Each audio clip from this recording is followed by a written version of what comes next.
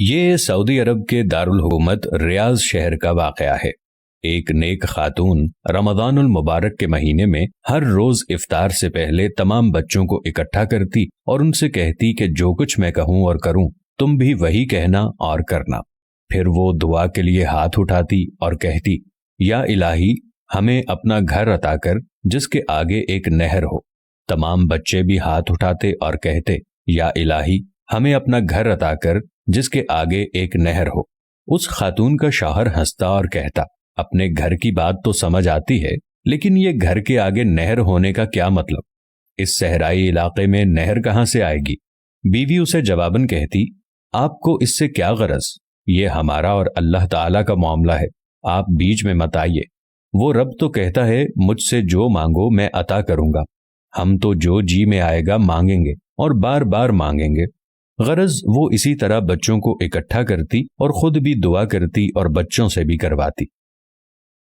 رمضان المبارک بیت گیا۔ ایک دن اس کے شوہر نے کہا، اب بتاؤ کہاں ہے تمہارا اپنا گھر اور کہاں ہے وہ نہر؟ خاتون نے بڑے یقین سے جواب دیا، اللہ تعالی ہمیں ہمارا گھر ضرور دے گا اور وہ ہماری تمام مرادیں پوری کرے گا۔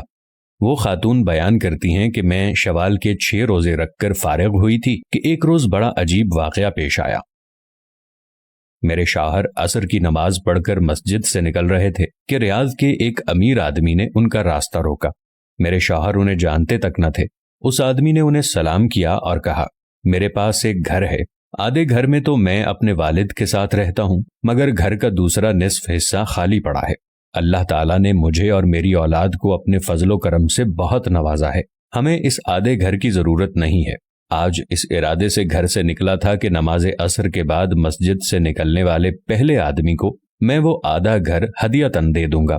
یوں آپ سے ملاقات ہوئی تو گزارش ہے کہ میرا آدھا گھر ہدیۃً قبول فرما لیں۔ بلا قیمت مکان لیتے ہوئے ہمیں تردد ہوا۔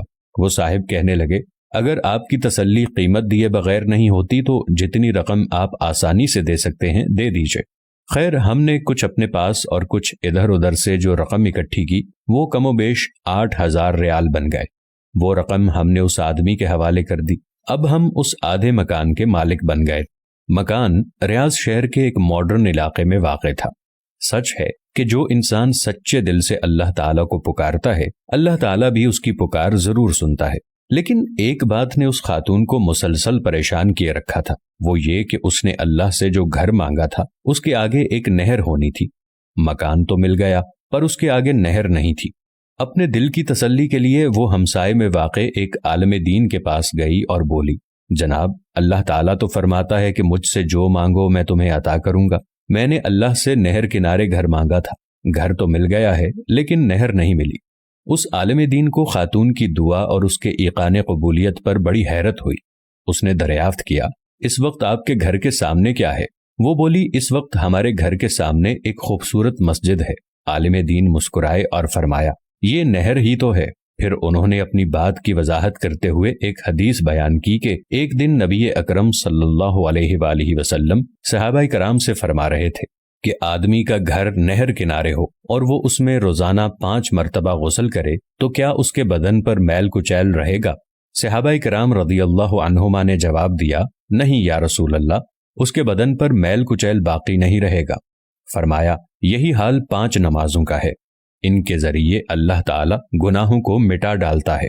یہ سن کر اس نیک دل خاتون کی آنکھوں سے خوشی اور تشکر کے آنسو رواں تھے۔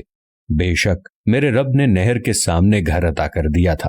سبحان اللہ وبحمدہ سبحان اللہ العظیم۔ دوستو، دعائیں تقدیر بدل دیتی ہیں۔ مجھے بھی خالص دعا کی طلب ہے، کوئی کر دے، کیونکہ دل سے مانگی ہوئی کوئی بھی دعا خالی نہیں جاتی۔ تمام دوستوں سے اپیل ہے، ہماری خصوصی دعا میں شامل ہونے کے لیے کامنٹ